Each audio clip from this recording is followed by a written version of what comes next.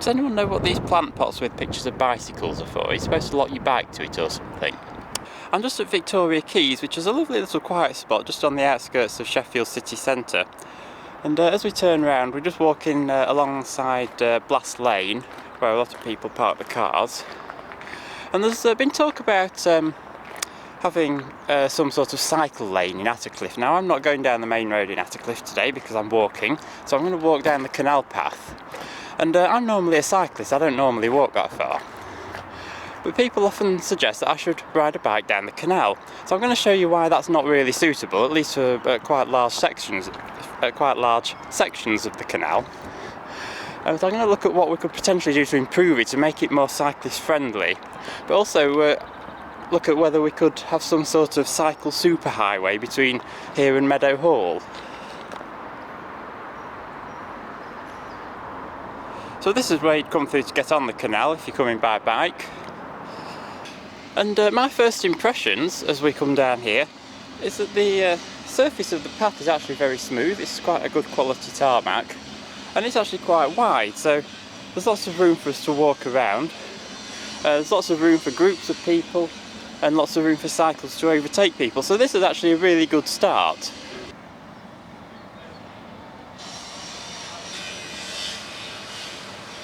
See, he came past me no trouble at all, but can he get under the bridge?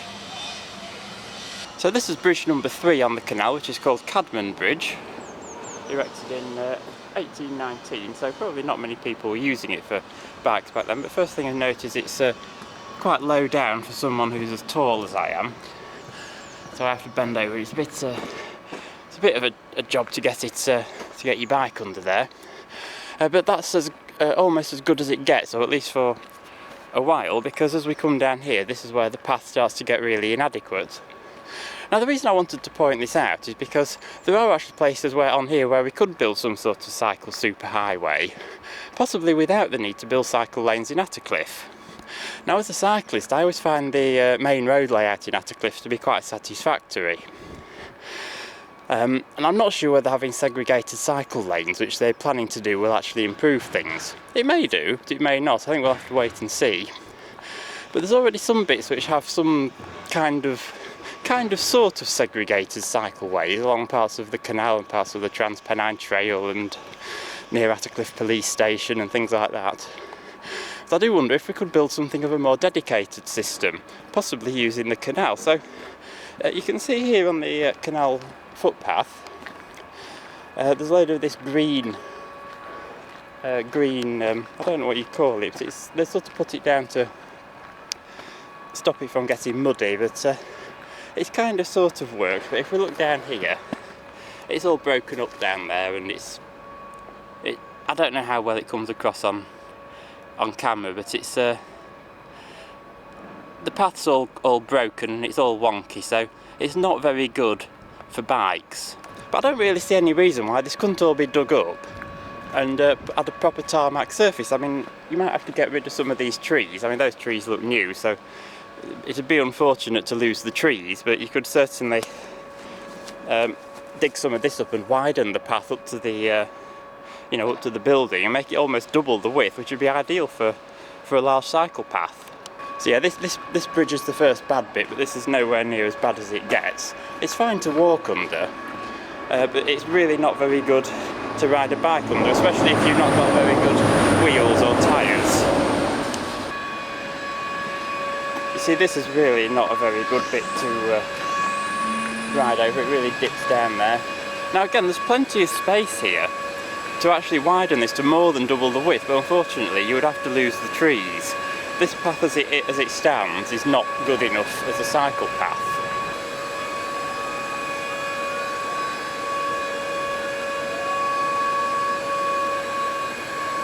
Now, it's amazing how much you actually don't pay attention to, especially when you're on a bike or in a car. I never really realised that this path is actually so close to the Sheffield incinerator.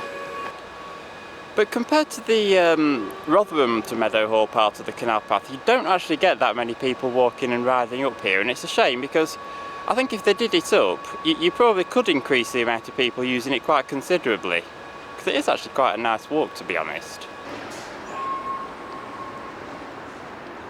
I mean, there's obviously no trees or grass growing under this road bridge. I mean, they wouldn't be able to because you wouldn't get the sunshine, but it shows you just how wide the whole thing can actually be if you don't have the trees.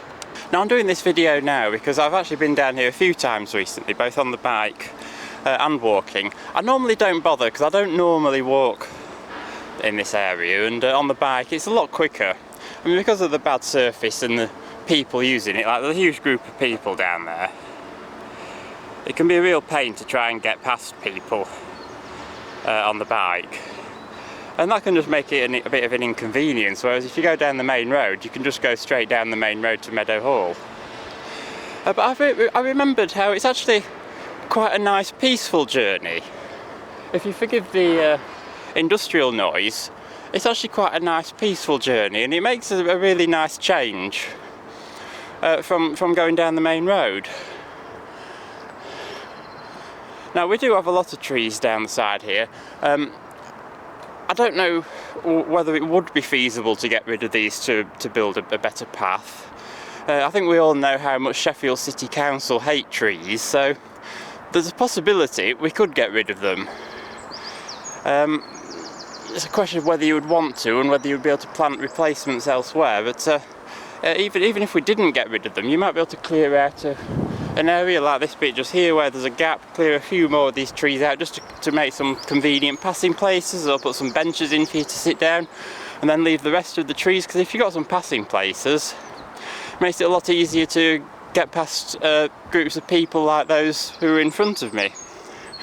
And I do actually have to keep checking behind me just to check that there's no cycles who are going to mow me down. But what we can see here is a kind of crude attempt at repairing the path. You can see the side of the canal sort of starting to break down. So they put this piece of wood in, and then they put this green material on top to make it something vaguely resembling a path. And it kind of sort of works as a repair, but it needs the investment and to be done properly. Now I don't actually know much about the construction of canals, but here you can see the construction changes from stone to these metal things. So I don't know if they've been added after the fact, but they do actually, if you see, they do actually extend the towpath out by a good foot, maybe 2 feet. So again, that's potentially some way of extending the path out further, if we could somehow extend it into the canal, because you've got all this canal which no one actually uses.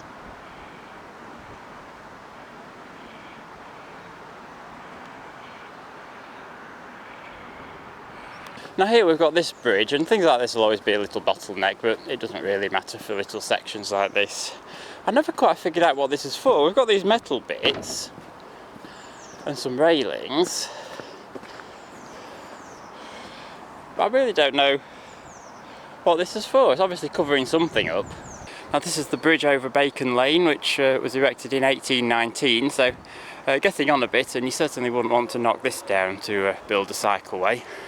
So this is again just somewhere you have to really be careful, but it probably wouldn't hurt to put a reflective bit on the bridge, or maybe a street light, because it can get a bit difficult to see these sorts of things in the dark. And this is really, it echoes as well, but it's really a bit short. It's no good for tall people like me. Now, it looks like these to tie your boat to were added quite recently, 1987, if that's anything to go by.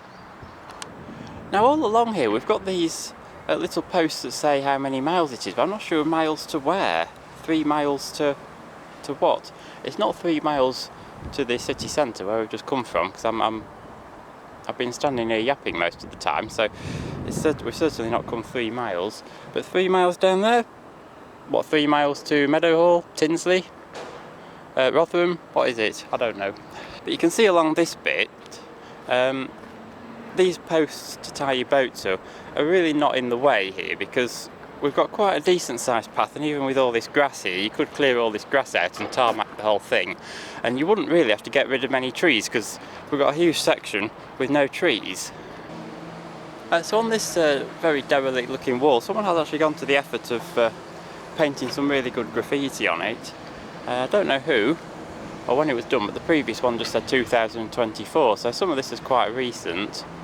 But this is in Attercliffe, where they're on about doing the road and putting the cycle lanes in, and I've always wondered what that is. There's a half a wall with a load of windows in there. That's been there ages and it's never been knocked down.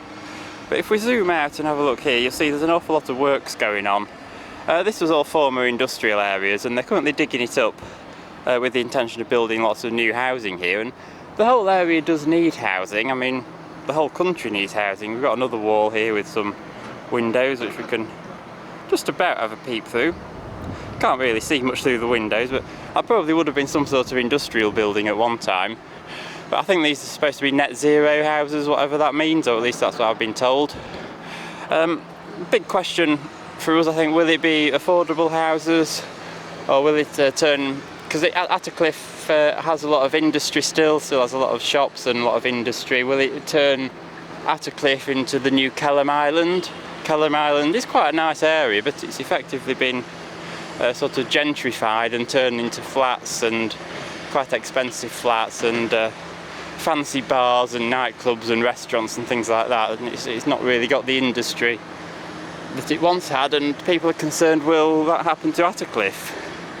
Well, I really haven't got a clue, and at this stage I'd rather not speculate. It's always quite fascinating to see all these sort of derelict walls along places like this. It makes you wonder what they were once used for and what used to happen here, because I'm only in my 30s. I was born in the early 1990s, so I don't really know much about the history of this canal. It was built, I think, probably in the 1800s, I'd imagine. In fact, to be honest, I wish I could tell you more about it, but maybe one for you to have to look up on Google. Don't forget to subscribe to Donkey Dave on YouTube. He talks a lot of common sense. Now, people often say we don't have the money for things like this, but I think we do have the money. We've just spent £17 million, maybe 18 million, on a Dutch roundabout in the city centre, which I thought was going to be a complete death trap, and a very, very, very expensive death trap. And it's actually turned out to work really well in the end. But of course, we do have money. This bridge here is a Supertram bridge. This carries the Sheffield Supertram, which was built in the early 1990s at a great cost, and somewhat partially replaces the tram network that we had until 1960. Why they couldn't extend it to the whole city, I don't know, but they just left it as it was for many, many years. Will it be extended into the future? Possibly. People keep talking about it. I mean, 25 years ago we were on about extending it to my part of Rotherham, but no one ever did. Yeah, I'm going to say this bridge across the canal was probably not cheap.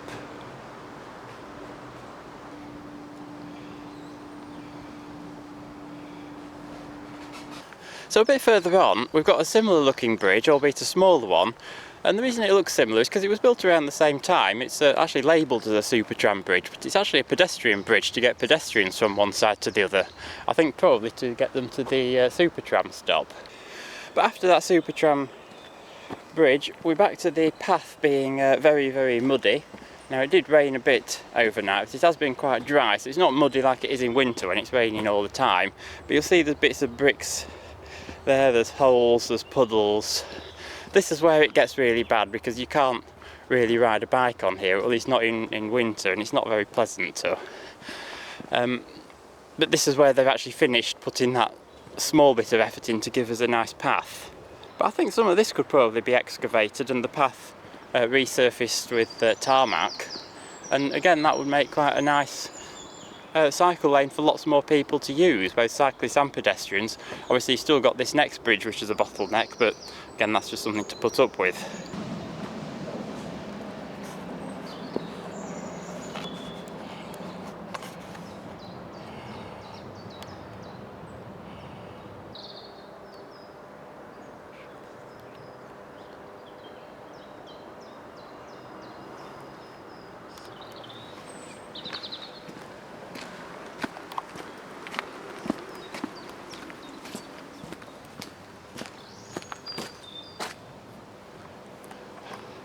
I'm not sure if this bridge is someone's front garden or if it's a local dump it site.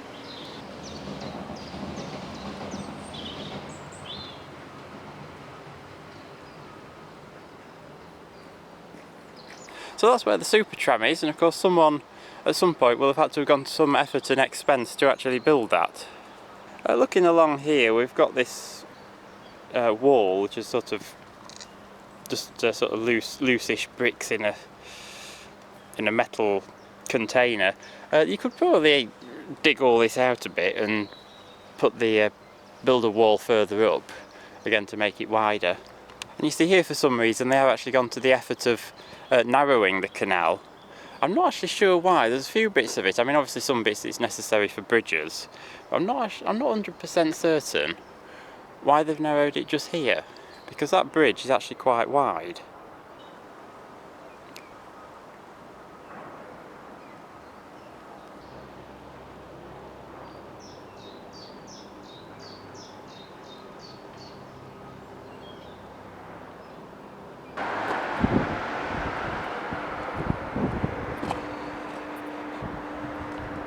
They built an entire aqueduct and there's not a single boat using it.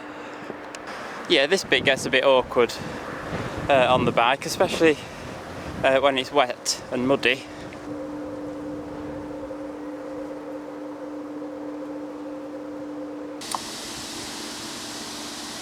You see, I think someone's actually been digging this bit up recently, so I don't know if they're going to put a decent tarmac surface on or whether they're going to put some of that green stuff on like they're further up. But here you can see how it's very uneven. I mean, we've barely even got a path here.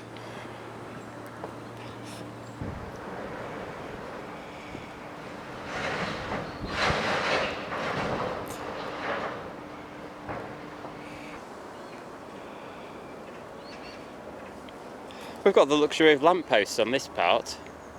So at the other side of this bridge we've got Don Valley Bowl, and just over towards this side you can see that some bits sticking out. That's I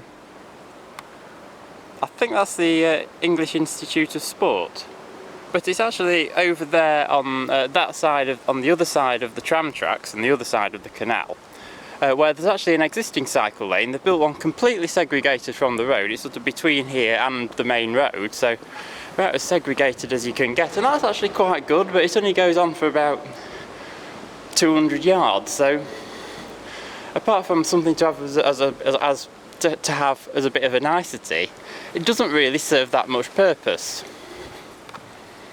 It certainly doesn't help you get all the way from Sheffield to Meadowhall. See, this is just about alright at the moment, but this is a lot worse in winter. So now we've got to cross over. That path will take you up to the Europa Link, and we've got to come over a bridge. We've actually got quite a nice wide bridge with a very decent surface to get over.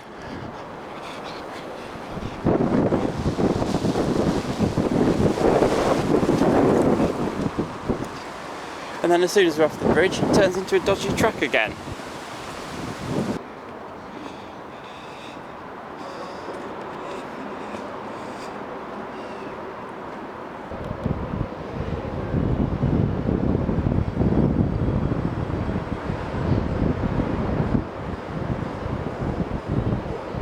See, there's quite a lot of path here. If you get rid of the grass over there and tarmac all this, you've got a decent space, but you could actually dig some of this out here without it having too much impact on the trees, because the trees actually go back quite a long way, and we've even got a fire extinguisher, so if you have a fire, you know where to come to put it out.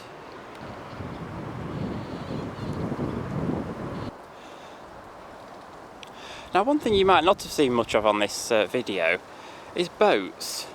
And the reason why is that this canal doesn't actually get that much use. The reason being, if we go back to where we've just come from, that's the start of the canal, that's the canal basin, so that's where the canal starts basically. There's absolutely nothing to go up there for unless you actually want to park your boat in Victoria Quays and go to Sheffield. Now, my grandparents used to have a canal boat, had one for quite a few years, and they live in Rotherham, but they actually kept theirs down near Nottingham or Derby, somewhere down there, and from there they travelled all over the country. And you can travel all over the country from the Nottingham area, but you can't here. The only place you can go is back up to Sheffield. So I think they only ever brought their boat up here once. And there's not really many industrial uses for canals anymore. There is a company in Rotherham, a bit further along than where I'm going to go today, but they're called Exol, and they're an oil company. They regularly transport things by canal, but I think they're probably about the only ones who do. Now, something I've always wondered about is this bit here. You can see we've got those 4 flags to indicate that it's narrowed, but I'm not actually sure why it's narrowed. You can see just here we've got these bits of wood sticking out to sort of guide you in, which are very rotten but still standing. We've got a wall which has got the end broken off, and you can see at the other side, if we zoom in on the other side, that piece of wood goes all the way up to the wall, but if we come back to here, you can see it's all broken, and there's a big gap there, so you don't want to fall in just there, do you? But I'm not sure why this has been built the way it has been, and that might just be my ignorance because I don't know an awful lot about canals. But you see, there was something just here once. You see, we could walk in there and fall in, which we don't want to. It doesn't look too deep. But I'm not sure what these are. We've got these 2 huge planks of wood and some bits crossing over it, and there's some bits of metal sticking up out of the canal to support it, and I think someone's even left an old tablecloth there, so if you want to have your dinner you can come and do it here. And then we've got this contraption at the other side, and I'm not sure what that contraption is. There's I thought that was a bird sitting on it, but it's not, it's just a piece of wood. So I'm not sure if it was some sort of bridge. Perhaps it could be some sort of bridge that could be put in and taken out, maybe. I don't know, but it's been here for, well, all my life, and I've quite often wondered what it is, and perhaps someone who knows something more about canals could tell me what it is and why it's been left in such a state. Just thinking, this bit's so straight you could almost turn it into a racetrack. But this bloke who's called Name Game certainly seems to want a lot of publicity, so if you're watching, hello Name Game, whoever you are.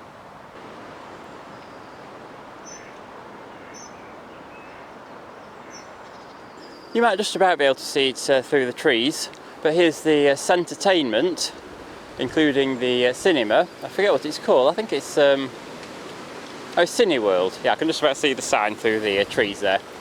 But that was built all, I think, in the early 90s to complement the Supertram and the Meadowhall, and as far as I can tell, it's been a fairly good success. It always seems to be busy. I don't know how much it costs to see a film though. Last time I went to the cinema was actually the one at Meadowhall, and that was well over a decade ago, and I think it cost 10 quid, maybe 12, something like that. It was ridiculous. I think this one, a Centertainment, back when I used to go in the early 2000s, it was about £2.50. Yeah, you get a better view from just here. And just here you can see the tram track and the train tracks. And there's Sheffield Forgemasters, and Forgemasters are actually having a big extension, and that's what those cranes are for over in the distance. They're extending it onto what was some derelict land, I believe. So this is the start of the Tinsley flight, so if you are coming here by boat, you'd better have some patience to get down the hill.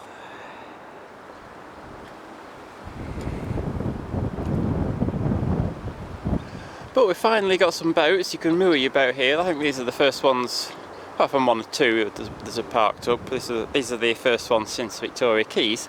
And we've got a half decent path at long last. This is actually quite satisfactory to ride a bike up, but it wouldn't hurt to actually tarmac it, and as I've said before, again, you could actually extend this quite far out to accommodate more people.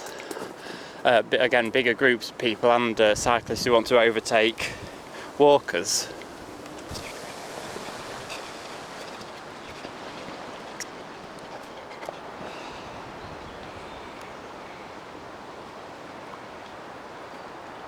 Comic Sans, anyone?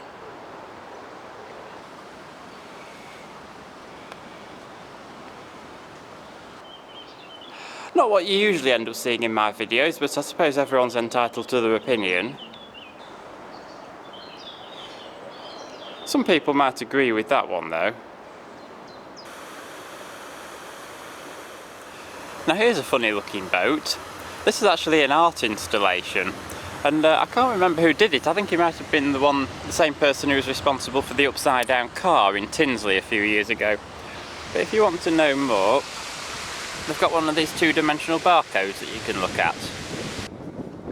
Now, a lot of Sheffield was bombed in the war, or at least the city centre was. But it turns out this lock in Tinsley was bombed as well. And that's not particularly surprising, because when the Germans tried to bomb Sheffield, the reason they actually bombed Sheffield was because they took a wrong turning, I believe. They were actually intending to bomb this area, because this area where IKEA is behind me was all steelworks. Everything was pretty much steelworks, from Sheffield through Meadowhall all the way down into Rotherham. And Meadowhall is built on the site of what was Hadfield's steelworks. Was it Hadfield's or was it Hatfields? Like a D or a T? I'm not actually sure, that's one to look up. But it was a steelworks until the 1980s, when Margaret Thatcher and her government closed them all down and left lots of people without jobs. I think the area has more or less recovered since then. I mean, it was 40 odd years ago. But it's mostly retail, we don't have much industry anymore. Which is a shame, because it's a really good area for industry. I mean, Attercliffe, as we've just seen, does have some bits of industry. And over there, and I'm not sure exactly what that one is there, the one with the coloured stripes. I think that might be some sort of warehouse, but again, it's like Doncaster. A lot of Doncaster is all warehousing now. There's no proper industry like there used to be.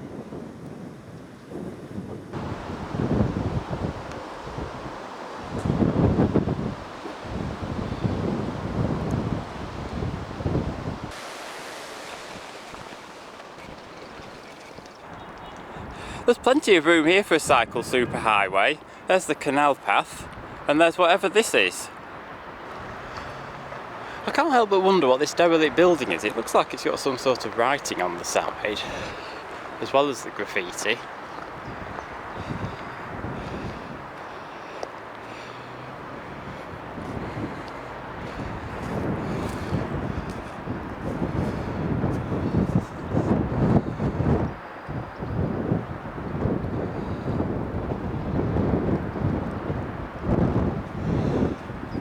Is this one of those games, I think?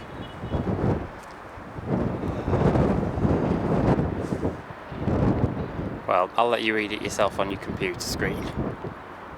Yeah, I've no idea what this building is. It's been here a long time, I know that for certain, and it looks like it's falling to pieces.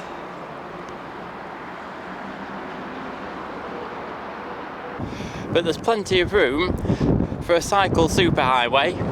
Now, I've actually not walked past that many people. I've not had many people pass me, and I think I've only seen 3 or 4 bikes in this whole trip, and that's because this part of the canal is just not that popular. And I think it kind of makes sense with the surface being very variable. It's like, why bother when you've got on your bike when you've got a perfectly good road just off to the left? Anyway, we've reached what I think is the final lock of Tinsley Flight, which means we've got to the end of the Sheffield section of the canal, and we're at Meadowhall, and Name Game, by the looks of it, has had an upgrade to colour. There we go. Now you've got to watch yourself on this bit, there's some steps here. But I think we can see how some of this canal, if it had some investment put in and some effort, it could make a really good cycleway that could easily compete and probably be a lot better than anything they'd put on the main road through Attercliffe. So as we come out of Sheffield and across the border into Rotherham, I'll show you what Rotherham did about 10 to 15 years ago, because they decided that their canal actually was going to be something cyclable.